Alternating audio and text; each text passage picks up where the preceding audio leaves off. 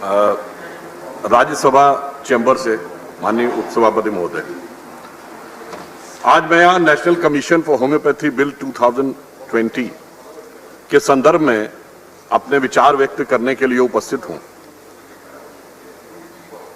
हम सभी जानते हैं कि भारत में होम्योपैथी, आयुर्वेदिक इस प्रकार की चिकित्सा पद्धतियां हैं जो बहुत जन जन में लोकप्रिय हैं और व्यवहारिक दृष्टि से बहुत प्रयोग में लाई जाती हैं, परंतु इनकी जिस प्रकार की एक व्यवस्थित संरचना होनी चाहिए थी, मीन्स एक एस्टैब्लिश्ड डेडिकेटेड इंफ्रास्ट्रक्चर और प्रोसीजर्स होने चाहिए थे, उन चीजों की कहीं ना कहीं कमी महसूस की जा रही थी लंबे समय से।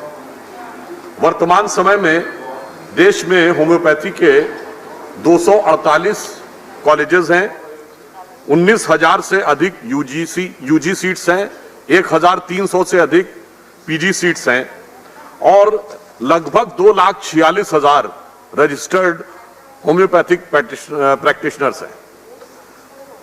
यह बात अभी माननीय सदस्यों ने यह संज्ञान में सभी को बताया कि 1973 में एक्ट बना था। माननीय मंत्री जी ने भी अभी आप लोगों के समक्ष यह बात रखी कि उस एक्ट के प्रावधानों के तहत जो काउंसिल काम कर रही थी उसमें अनेक प्रकार की आपत्तियां, अनेक प्रकार की समस्याएं दिखाई पड़ रही थी। उन्हीं को ध्यान में रखते हुए सरकार ने उनका निराकरण करने के लिए इस बिल को लाने का प्रावधान किया। इसमें जो मुख्य विचार सरकार ने रखे वो ये था कि इसकी संख्या बढ़ाकर 27 की गई, जिसमें कि एक चेयरमैन के अलावा 7 एक्स ऑफिशियो होंगे और 19 लोग पार्ट टाइम होंगे, जिसमें से 6 इलेक्टेड होंगे। इसके अलावा एडवाइजरी काउंसिल रिकमेंडेशंस को कर सकेगी और जो चेयरपर्सन होंगे और जो मेंबर्स चुने जाएंगे वो एक सर्च कमेटी के द्वारा चुने जाएंगे, जिसको कि चेयर कैबिनेट सेक्रेटरी करेंगे। और सबसे महत्वपूर्ण परिवर्तन यह किया गया कि इससे पूर्व के विधेयक में यह व्यवस्था थी कि जो सदस्य बनेंगे वो निश्चित समय के अलावा जब तक अगला कोई व्यक्ति बन नहीं जाएगा तब तक वो काम करते रहेंगे। इस प्रावधान का कई बार बड़ा दुरुपयोग हुआ, इसलिए इस बार सरकार ने यह निर्णय लिया कि वो 4 वर्ष का एक निश्चित ही कार्यकाल होगा, उससे आगे का नहीं। इसके साथ सरकार ने इसमें यह भी व्यवस्था की कि जो सदस्य हैं उनको हटाने की भी एक स्ट्रक्चर्ड व्यवस्था की गई। अब इसके बाद आता है कि जब हम इसके एडमिनिस्ट्रेटिव स्मूथ फंक्शनिंग को इंश्योर कर लेते हैं तो अगला विषय आता है कि होम्योपैथी चिकित्सा और होम्योपैथी शिक्षा की गुणवत्ता को किस प्रकार से निर्धारित किया जाए। तो चाहे वो एलिजिबिलिटी टेस्ट हो, जैसे नीट का टेस्ट होता है, उसके साथ एक व्यवस्थित टेस्ट हो, और अथवा पोस्ट ग्रेजुएशन के लिए उनकी एंट्रेंस एग्जाम की व्यवस्था हो, अथवा जो रजिस्टर्ड प्रैक्टिशनर्स हैं उनके लिए एक प्रॉपर रजिस्टर, जिसका उल्लेख अभी माननीय मंत्री जी ने किया कि सब लोगों का एक नियमबद्ध और डॉक्यूमेंटेड रिकॉर्ड सरकार के पास होना चाहिए, ताकि उनकी गुणवत्ता की परीक्षा और उसके बारे में सरकार को एक प्रॉपर जानकारी हर व्यक्ति को रहे कि उनकी क्वालिफिकेशन क्या है, उनके क्या एक्सपीरियंसेस हैं और किस प्रकार से उन्होंने काम किया हुआ है। इसको ध्यान में रखकर सरकार ने इस चीज की व्यवस्था की। और होम्योपैथी टीचिंग के लिए भी नेशनल एलिजिबिलिटी टेस्ट का प्रावधान इसमें किया गया है, ताकि उन महाविद्यालयों में जो शिक्षा का पॉइंट होंगे उनकी भी चयन की एक प्रॉपर प्रक्रिया रहे, जिसके की द्वारा वो एक अच्छी गुणवत्ता के टीचर्स सिद्ध हो सके। उससे भी अधिक इंपॉर्टेंट एक निर्णय जो सरकार ने लिया है वो ये लिया है कि जो इंडियन सिस्टम्स ऑफ मेडिसिन है उसके साथ भी जोड़कर एक रिसर्च करवाने की व्यवस्था और एक इंटरडिसिप्लिनरी कोऑर्डिनेशन, इंटरडिसिप्लिनरी रिसर्च की व्यवस्था करने का प्रावधान भी सरकार ने इसमें किया है, ताकि जो अन्य चिकित्सा पद्धतियां हैं, जिसके विषय में अभी एक पूर्व माननीय सदस्य ने ध्यान भी आकर्षित करने का प्रयास किया, उन पर उन विधाओं के साथ भी होम्योपैथी का एक तारतम्य स्थापित हो सके। और उससे अधिक महत्वपूर्ण बात मैं ये कहना चाहूंगा कि आज जब होम्योपैथी अथवा इंडियन सिस्टम्स की बात आती है तो सबसे बड़ा एक परिवर्तन होने की बात यह आती है कि कहा जाता है कि इसका कोई बहुत इस्टेब्लिश्ड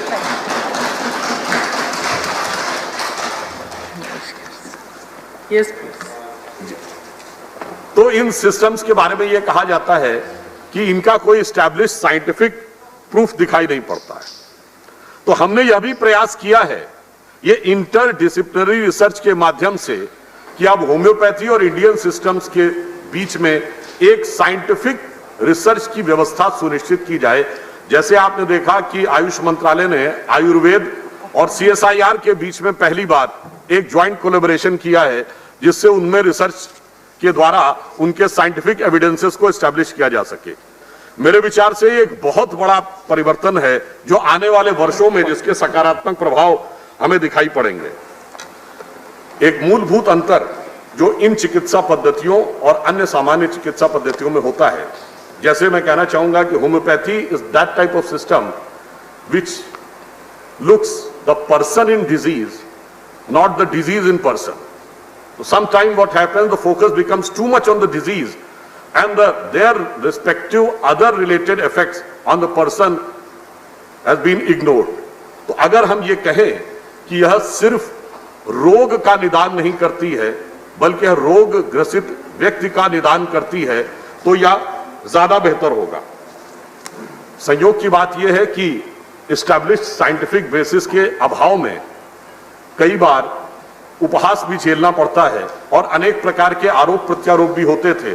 इसलिए यह आवश्यकता कही जा सकती थी कि एक साइंटिफिक डेवलपमेंट की जरूरत थी। अगर मैं ऑन अ लाइटर नोट कहूं तो कहा जाता था कि भाई होम्योपैथी में क्या है, 2 मीठी गोली दे दी जाती है और 2 बूंद पानी जो है मुंह में टपका दिया जाता है और कहते हैं इससे सब ठीक हो जाए। उसके पीछे का जो एफर्ट है वो रिसर्च वो शायद हम प्रकट होकर नहीं आ पाता था, जिसे अगर कहें तो एक पंक्ति में कह सकते हैं कि किसी ने लिखी बड़े जतन से कहानी और किसी ने पढ़ा किंतु 2 बूंद पानी। परंतु इस 2 बूंद पानी का इफेक्ट क्या था, मैं एक फैक्ट कोट करना चाहूंगा कि इस समय विश्व में जो रिसर्च हो रही है और उनमें जो फैक्ट निकलकर सामने आ रहे हैं, national health and medical research council of Australia in its report in October 2013 has said that the serial dilution of the various animal, plant, mineral and systematic substance to create the homeopathic remedy, which occurs to the point in which it is highly unlikely that a single molecule and original substance, the principles of the potentiation based on that, even though it is highly diluted solvents, have the memory of the original structure. इसका मतलब ये हुआ कि अगर हम किसी पानी में किसी दवा या पदार्थ को डालते हैं, एक डाइल्यूशन के बाद एक लिमिट ऐसी आती है जो अभी स्थापित सिद्धांत हैं, जिनमें हम सब ने अगर क्लास 10 तक भी किसी ने केमिस्ट्री पढ़ी होगी तो एवोगाड्रो नंबर या एवोगाड्रो सिद्धांत पढ़ा होगा, जिसमें 6.022 into 10⁻23 मॉलिक्यूल्स होते हैं। परंतु अब ये बात आ रही है कि उससे ज्यादा डाइल्यूशन होने पे उस सब्सटेंस की मेमोरी वहां मौजूद रहती है, जिसे नैनो टेक्नोलॉजी जो आई है, इसी ढंग से इसमें एक नैनो डायनेमिक्स का कॉन्सेप्ट आया है जो लखनऊ के हमारे एक बड़े परिचित स्थापित डॉक्टर हैं, उन्होंने मुझे दिखाया था। और मैं सदन के संज्ञान में भी यह लाना चाहता हूं कि एक बहुत स्थापित फ्रेंच वायरोलॉजिस्ट जिनको नोबेल पुरस्कार भी मिल चुका है वायरोलॉजी के ऊपर, उन्होंने भी इस बात की तस्दीक की है कि हाईली डाइल्यूटेड डाइल्यूशंस के अंदर ऐसे एलिमेंट्स होते हैं जो कि औषधि की गुणवत्ता को बहुत बढ़ा देते हैं। और वैसे ठीक है कि उनका बहुत विरोध भी हुआ है और अन्य चीजों को लेकर अनेक प्रकार की बातें कही भी जाती हैं और थोड़ा उपहास भी उड़ाया जाता है, इसमें कोई बहुत आश्चर्य की बात नहीं है। मैं सिर्फ एक उदाहरण देना चाहूंगा कि जब हम नए साइंटिफिक एरा में जाते हैं तो कई बार जो स्थापित मान्यताएं होती हैं वो नए जो स्वरूप है उनका उपहास उड़ाती हैं। मैं एक उदाहरण देना चाहूंगा कि जिस जमाने में अमेरिका में प्रोजेक्ट मैनहट्टन चल रहा था, यानी एटम बम बनाने का प्रोजेक्ट, उस समय हैरी ट्रूमैन अमेरिका के प्रेसिडेंट थे और उनके वन ऑफ द एडवाइजर जिनका नाम था एडमिरल विलियम ले, उन्होंने कहा ट्रूमैन से कि whatever we are doing is doing a foolish thing, this bomb will never take off, this I am saying as an expert on explosive. तो वो गलत नहीं थे। उस समय तक एक्सप्लोसिव की जो टेक्नोलॉजी थी वो केमिकल फोर्सेस के ऊपर थी। जैसे ही हम एटम के अंदर गए तो वो टेक्नोलॉजी बदल गई। तो उसी प्रकार से हम ये कह सकते हैं कि आज जो रासायनिक सिद्धांतों के आधार पर दवाओं का प्रतिपादन है, जब नैनो टेक्नोलॉजी के आधार के ऊपर होगा तो हमारे विचार से इसमें एक नया स्वरूप आ सकता है और इस नए स्वरूप को स्थापित करने की जरूरत है। इसलिए भी कि ये इस प्रकार की कुछ ऐसी बीमारियां होती हैं सामान्यतः जिनका स्थापित एलोपैथी में इलाज नहीं देखने को मिलता है, जैसे स्किन डिजीजेज होती हैं, ऑटोइम्यून डिजीजेज होती हैं, लिवर और किडनी रिलेटेड डिजीज होती हैं, वायरल इंफेक्शंस, एलर्जीज, इनके बारे में नहीं होता है। परंतु इन चिकित्सा पद्धतियों से चूंकि लोग प्रभावित हो रहे हैं और वो लाभान्वित भी हो रहे हैं, तो आज आवश्यकता है कि उसको एक स्ट्रक्चर्ड बेस बनाया जाए ताकि फिर उसके बेस के ऊपर ना सिर्फ लोगों को बेहतर लाभ मिल सके बल्कि आगे हम इसका प्रयोग करके दुनिया में आगे और बेहतर ढंग से अपनी बात को रख भी सकें।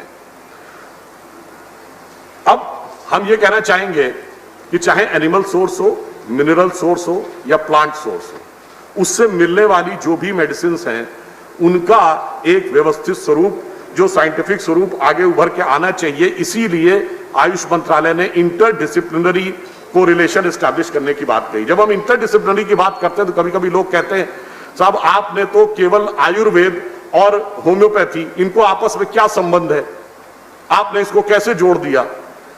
और ऐसा प्रतीत होता जैसे केवल ये एक पॉलिटिकल आधार पर लिया गया निर्णय है। मैं ये कहना चाहूंगा सरकार ने जो ये निर्णय लिया है ये बहुत ही व्यवस्थित साइंटिफिक आधार पर निर्णय लिया है, क्योंकि यदि होम्योपैथी के बारे में कहा जाता है कि सिमिलर क्यूरेटम, यानी वो लाइक फोर्स जो है वो लाइक को ही क्योर करता है, तो आयुर्वेद में भी ये कहा गया है सम समः शमति, समान पदार्थ का शमन करता है।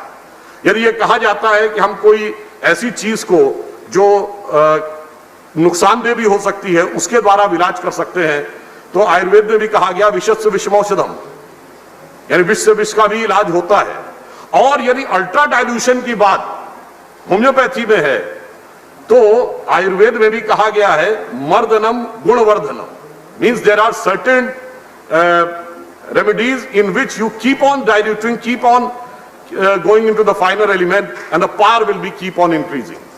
तो इसलिए मैं कहता हूं कि आवश्यकता है कि इसको आगे बढ़ाया जाए। और दूसरा इसका एक पक्ष सामाजिक भी है। यदि हम हेल्थ फॉर ऑल की बात करते हैं तो जब तक आर्थिक दृष्टि से सहज और सुगम चिकित्सा पद्धतियां उपलब्ध नहीं होंगी तब तक हेल्थ फॉर ऑल कैसे हो सकता है। अब यदि आप देखिए तो होम्योपैथी अपेक्षाकृत 1/10 कॉस्ट आती है स्थापित मेडिसिन।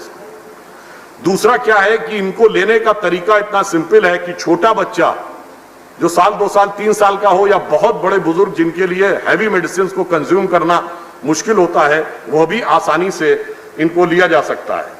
तीसरा एक इकोनॉमिक एस्पेक्ट में यह भी आता है कि इनकी एक्सपायरी डेट नहीं होती आसानी। तो ऐसा नहीं कि दवाएं हुई और कुछ समय के बाद वो कालबाह्य हो गई, एक्सपायर्ड हो गई टाइम से। तो इसके बहुत सारे सामाजिक प्रभाव भी हैं। यदि हम इस पूरे सिस्टम को व्यवस्थित कर सके तो इसके सामाजिक प्रभाव का भी उपयोग होगा। अब कोविड के दौर में यदि हम देखें तो पहली बार ऐसा हुआ कि भारत सरकार ने आधिकारिक रूप से किसी आयुर्वेदिक और होम्योपैथिक के दवा को यह कहा कि इसका प्रयोग करना चाहिए। जो आपने देखा कि आर्सेनिक एल्बम हो या च्यवनप्राश के लिए कहा गया, उसका कारण यह था कि अभी तक जब हम कोविड का सामना कर रहे हैं तो 2 तरीके हैं उससे बचने के। एक है कि वैक्सीन का निर्माण हो और एक है इम्यूनिटी बूस्ट हो। इम्यूनिटी बूस्ट होने के जितने भी आधार अवेलेबल हैं वो आयुर्वेद और होम्योपैथी में ही अवेलेबल हैं, वो अभी तक के ज्ञात एलोपैथी सिद्धांत में अवेलेबल नहीं है। तो इम्यूनिटी बूस्टर्स के रूप में न सिर्फ प्रतिपादित किया सरकार ने बल्कि ये रिसर्च करवाने की भी शुरुआत की, और जो मेरा मानना है कि आने वाले समय में देश के लिए बहुत महत्वपूर्ण होगी। एक बात मैं और कहना चाहूंगा, यदि हमारे पास ये विचार पहले होता तो शायद हम आज और बेहतर स्थिति में होते। मैं कोट करना चाहूंगा होम्योपैथी के संदर्भ में। गुरुदेव रविंद्रनाथ टैगोर ने यह 30 अगस्त 1936 को शांति निकेतन में कहा, quote, I have long been an ardent believer in the science of homeopathy and I feel happy that it has got now a great hold in India than even in the land of its origin. It is not merely a collection of few medicines but a science with a rational philosophy as its base. We require more scientific interest and inquiries into the matter with a special stress upon the Indian environment, unquote. ये मैंने इसलिए कहा कि जो कुछ गुरुदेव रविंद्रनाथ टैगोर जी ने 1936 में कहा, यदि हम बाद के वर्षों में स्वतंत्रता के बाद के कार्यकाल में कुछ रिसर्च इंस्टीट्यूट आयुर्वेद और होम्योपैथी के एस्टैब्लिश कर लिए होते और उसमें हमारे पास कुछ पेटेंट्स होते, तो मैं कह सकता हूं कि आज हम दुनिया में एक अलग ढंग से खड़े होते। और मैं अंत में ये कहना चाहूंगा कि जब हम एक नई चुनौती के सामने हैं और नई शताब्दी में नए तरीके से आगे बढ़ रहे हैं, तो अगर हमें वर्ल्ड का लीडर बनना है तो हमें ऑल्टरनेटिव टेक्नोलॉजी के थ्रू ही जाना होगा। इस्टैब्लिश टेक्नोलॉजी को फॉलो करते हुए हम फॉलोअर बन सकते हैं, लीडर नहीं। जैसे जो चाइनीज सिस्टम है, ट्रेडिशनल चाइनीज मेडिसिन, उसमें जहां तक मुझे ज्ञात है उन लोगों ने इतना रिसर्च किया कि मलेरिया की एक दवा ट्रेडिशनल चाइनीज मेडिसिन सिस्टम के माध्यम से करके एक महिला साइंटिस्ट थी, मुझे उनका नाम नहीं ध्यान आ रहा है, उनको शायद नोबेल पुरस्कार भी मिला है। हमारे यहां ऐसा रिसर्च क्यों नहीं हुआ? शायद कहीं ना कहीं हमारे अंदर जो भारत के आत्मगौरव का भाव था वो शायद उतना कॉन्फिडेंस नहीं रहा होगा, इसलिए हमने उसको एस्टैब्लिश नहीं किया। जी, I am coming to end. Finally मैं सिर्फ ये कहना चाहूंगा कि आज 21st सेंचुरी में जितने भी पिछले 100 साल में बहुत सी ऐसे साइंस थे जो वहां से शुरू हुए मगर हमारे साइंटिस्टों ने आगे बढ़ाया, चाहे सीवी रमन हो, चाहे डीएनए में हरगोविंद खुराना जी हो, या अभी जो गॉड पार्टिकल निकाला गया उसमें जिसका की नाम है हिग्स बोसॉन, जो एक इंग्लैंड के साइंटिस्ट पीटर हिग्स और भारत के सत्येंद्र नाथ बोस के नाम पे है।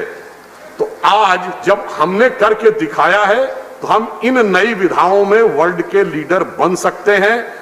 और हमारी सरकार ने मोदी जी के जो एक अभिनव प्रयोग करने की क्षमता है, उसी के चलते हम इसमें एक नए डायमेंशन के साथ आगे बढ़ रहे हैं। और यदि वेदों का वह वाक्य सार्थक करना है, जीवेम श्रद्धा शतम, पश्येम श्रद्धा शतम, शृणयाम श्रद्धा शतम, अदीनास्याम श्रद्धा शतम, अर्थात 100 वर्ष तक जिए, 100 वर्ष तक देखें, 100 वर्ष तक सुने और 100 वर्ष तक रोग से प्रभावित ना हो, तो वो इन्हीं व्यवस्थाओं के द्वारा संभव है। यह कहते हुए मैं इस बिल का समर्थन करता हूं। धन्यवाद। Thank you, Dr. Trivedi. After this, we have Dr. Shantanu Sen.